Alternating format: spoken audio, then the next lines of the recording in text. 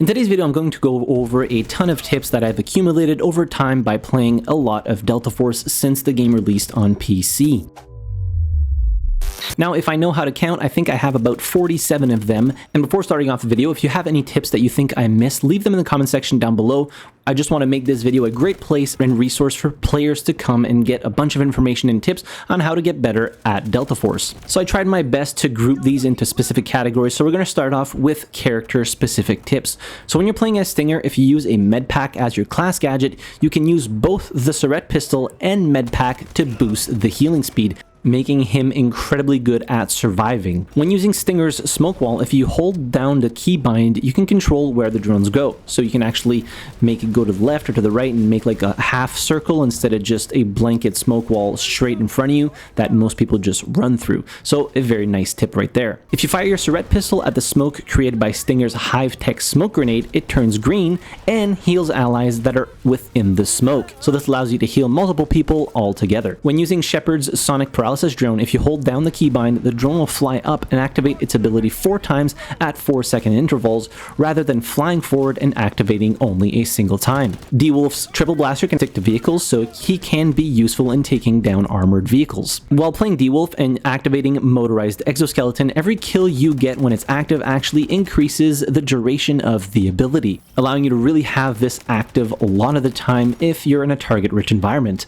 Getting a kill with Viren resets the cooldown of dynamic propulsion, making this character very powerful movement-wise. Getting a kill while using Nox's Silent Assault ability reduces Whirlwind Disc's cooldown. When using Luna's Volt Arrow, if you right-click, it will toggle the arrow ricochet on and off. One of the best counters for Seneva's shield is actually Luna's Volt Arrow, because it'll stick on the shield and deal damage, and if he tries to take it off, then he'll be exposed. If he doesn't, he'll end up dying. When you're playing as Uluru and you're putting down quick set cover, if you right click, it'll toggle the direction from parallel to perpendicular to you, allowing you to make walls in a specific direction. Following on that tip, the quickest way to get rid of quick set cover is to simply knife the wall or set it ablaze with the flamethrower or Uluru's incendiary grenade. You can use Seneva's grappling hook to reel in down squad mates, allowing you to safely revive them in cover. When using Hackclaw's signal decoder ability, if you use your flash drone and aim it at one of the lines created by the decoder, the drone will follow that specific enemy signal and flash them. Hackclaw's data knife, if you target a vehicle, can prevent it from using its active defense system if they haven't already. So this can be incredibly useful, especially when you're playing with coordinated teammates. A lot of player gadgets can actually be destroyed by simply firing at them, such as Shepard's Sonic Paralysis drone,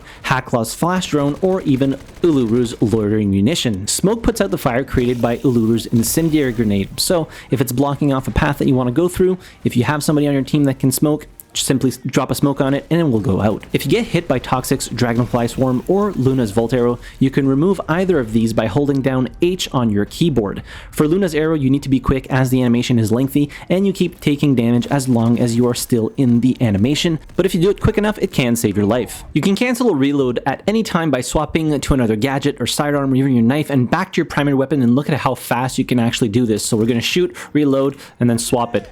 So if ever you're getting caught, you hear somebody coming around a corner, instead of completing your reload, if you have enough ammo and you were just preemptively reloading your weapon, swap something else, swap back. That way your primary will be ready for combat. If you look at a flag icon in game, you can actually tell whether there are more enemies or friendlies by the little tooltip that you can see that is either red or green. Now you don't actually see how many friendlies or enemies there are on the flag, but you can see if it's evenly contested or if one side has more players on the objective. When you're putting down a team respawn beacon from the assault vehicle, instead of just pressing the keybind, hold it down and you use your mouse or joystick to look around and actually select where you want to place it. This one not many people know about, but there is an unstuck option when you hit escape mid-game, so if your character is stuck somewhere, you try to unstuck it, and if you're in a vehicle and your vehicle is stuck, you can actually have a vehicle unstuck option which can save you from a bad situation. Maybe you drove into a trench or something.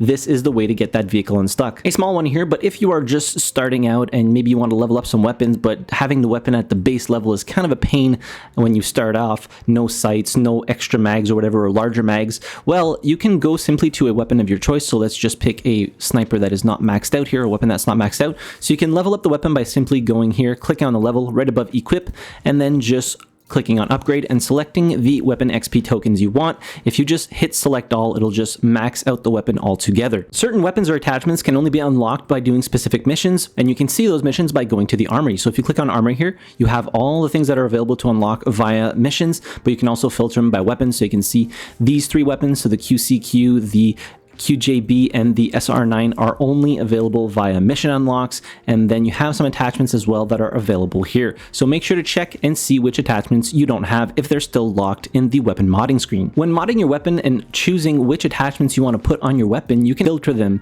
So if you click on filter here, you can see the buff attributes, so you can filter them by range, hipfire accuracy, control, fire rate, handling, and stability. So this can be really helpful. Instead of clicking through all the different attachments, you can just filter them this way and you're able to see which ones have the highest stat of your choosing. One thing that a lot of new players don't do all that much is calibrating their weapons. So when you're finished building out your masterpiece, make sure to calibrate it. So there's 2 ways you can go about. Click on the actual attachment, then go calibrate, or in the top here you can just click calibrate and it'll show you all the different calibrations that are available for this specific build that you have, and this can bring your weapon from just being pretty decent to really good. The next one is there are XP card boosts and double merit cards that you can use to boost your XP in matches or boost how much merit you get after a graded match. So these can be found by going to collection and then going to the items tab at the top, and then you can scroll down here. As you can see, I have a 2x XP card that lasts 3 matches, and I have some that just last a single match, and I don't currently have any double merit cards here, but they would be located pretty much around here as well. So use those to get extra XP or double your merit to be able to rank up faster. So during a match, if you notice an enemy coming out from seemingly nowhere,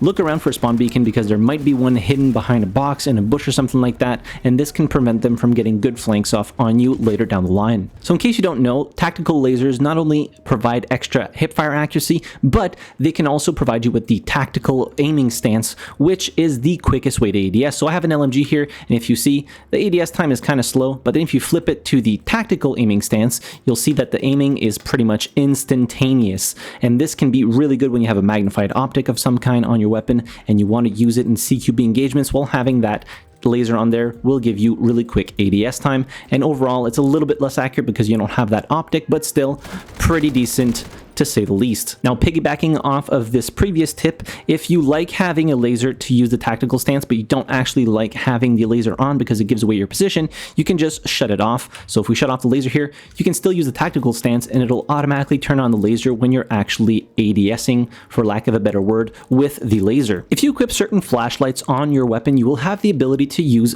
active flash blinding. Now, what this does basically is it flashes the light multiple times back to back, essentially blinding your enemy. And usually when you're affected by this on the receiving end, your character will kind of put his hands up in the same fashion that when you get hit by a toxic dragonfly swarm. Now, the default keybind for this is U. I find it kind of inconvenient, so I rebound it to T to be able to use it in a firefight. Now, the flashlights that provide this utility are the Flare Tactical Flashlight and the Olight Odin S Tactical Flashlight. So in the firing range here, you can see in the bottom right, there's an icon next to the T. Well, that is the charge that you have for this specific ability.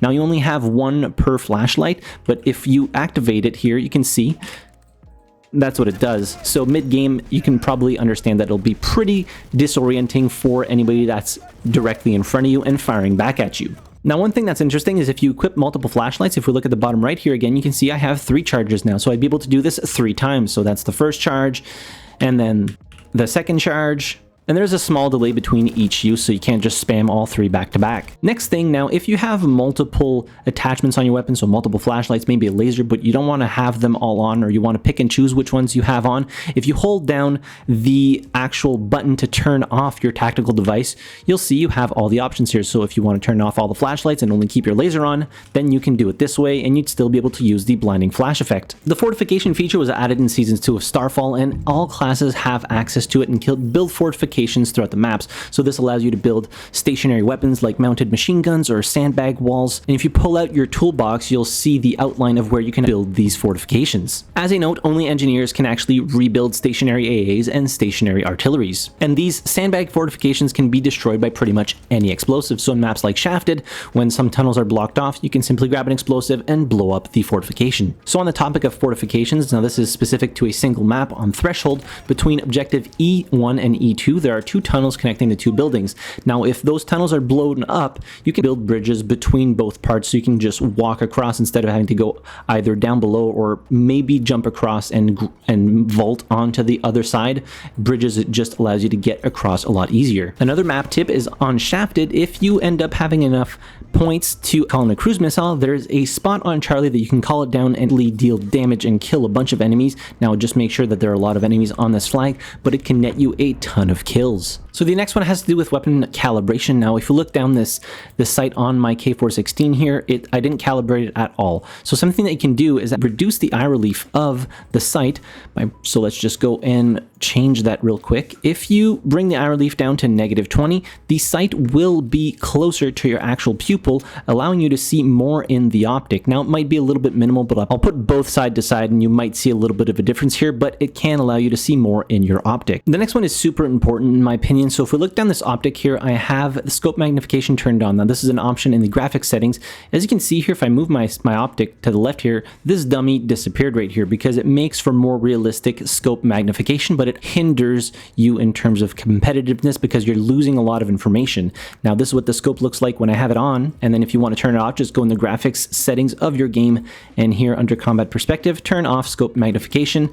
And this is what it looks like when I have it off. So your whole screen zooms in, but you're not losing any information here. So if I move my mouse here, you can see I can see the dummy in my peripheral vision. That's not directly in the sight. So just a small tip here. The next one I think is a nice thing to do is turn down the announcer volume. So if you've been playing Delta Force for a while, you probably noticed that during the match, there'll be announcers just telling you that an enemy capped a flag, you guys capped a flag, you are behind by 25% tickets. In order to completely turn that announcer voice off, simply go to your settings, go to audio, and then turn voice volume down. Next tip is when you're fighting vehicles, you should focus on hitting critical points, such as the turret, which will result in them turning it incredibly slow, and the rear, which can disable their engine and render them pretty much static. When fighting tanks, hitting their track on either side can also disable it, making turning incredibly painful for the driver. And you also do more damage when you're actually hitting vehicles in the back. The next tip is when you're modifying weapons, if you go to the loadouts here, you can save multiple loadouts. Now, this allows you to test multiple different builds or have one that's more for long range combat, one for more CQB combat. And the way to swap out your weapon loadouts is simply click on the weapon, right click on the gun that you want to use,